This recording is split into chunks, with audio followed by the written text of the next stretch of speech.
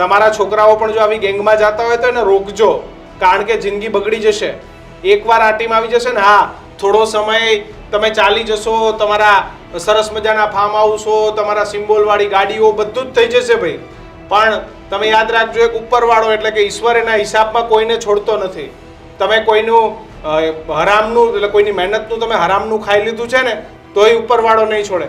તમે તમારા હકનું ખાઓ, અને જે હરામના ખાવાના ધંધામાં પછી તમે જે ગેંગવોર કરો છો, ભગવાન નથી જ છોડવાનો.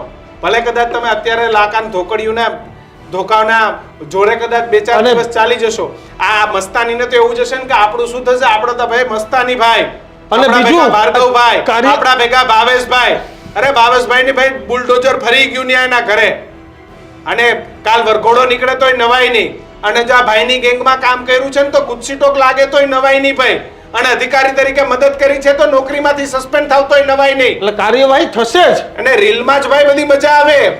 રિયલ લાઈફમાં આવો કે મારે રીલમાંથી રિયલ લાઈફમાં આવો તો સોશિયલ મીડિયામાં કમેન્ટ મારે કાઈ નથી થતું. સહેલો છે, કોઈને મોબાઈલ ઉપર 4 ગાળો બોલી દેવી બહુ સહેલી છે, પણ ઉપરવાળાના દરબારમાં છે ને જે દિવસે પીડા આવશે તેથી ખબર નહીં પડે ભાઈ. અને જે ખેડૂતોના તમે કડદા કરીને પૈસાવાળા થાવ છો, ક્યારેક એ ખેડૂતની પાસે જઈને જોવું તો ખરી કિશન, ખરેખર આમાં બાંધવાવાળા બે હોય ને બે ખોટા હોય.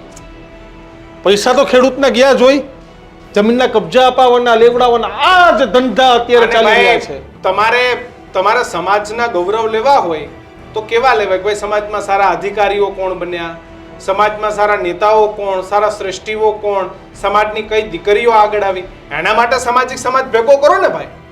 આવા બધા અસામાજિક કરો ને કે ભાઈ આ સમાજમાંથી એટલા આઈએસ અધિકારી છે તો આવતા વર્ષે મારા સમાજમાંથી એટલા આઈએસ અધિકારીઓ બહાર નીકળવા જોઈએ, એટલા આઈપીએસ નીકળવા જોઈએ, સરપંચ થી લઈ અને સાંસદ સુધી અમારા સમાજના નેતાઓ જોઈએ. નીકળ્યો આ લોકોનો તો સીધો સમાજ ભેગો થઈને કે હવે અમે આંદોલન કરીશું કે ભાઈ આ એવા કયા મોટા ડોન થઈ ગયા હતા કે આમને ત્યાં રાતે પોલીસની હાજરીમાં હુમલા કરવા પડે, એટલે તમે મસ્તાની ગેંગ થી મોટી ગેંગ થવા માંગતા હતા.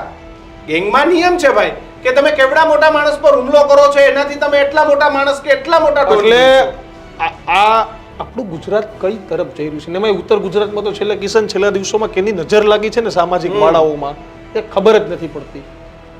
ક્યારેક દીકરીઓ પાછી લઈ આવવાની વાતમાં હોડ થાય, ક્યારેક ગેંગવોર બનવામાં હોડ થાય, ક્યારેક સામાજિક નિયમો. એટલે ગઈકાલે જ અમારા ગર્જનાથમાં તમે જોયું ન હોય તો જોઈ આવજો, ભાર્ગવ પરીખ બહુ સારી વાત બોલ્યા હતા કે ખાપ પંચાયત તરફ જઈ રહ્યા છે. ભારત દેશના નિયમો છે, કાયદા છે, કાનૂન છે, પોલીસ છે, વ્યવસ્થા છે, બધું છે ને આઝાદ ભારત છે.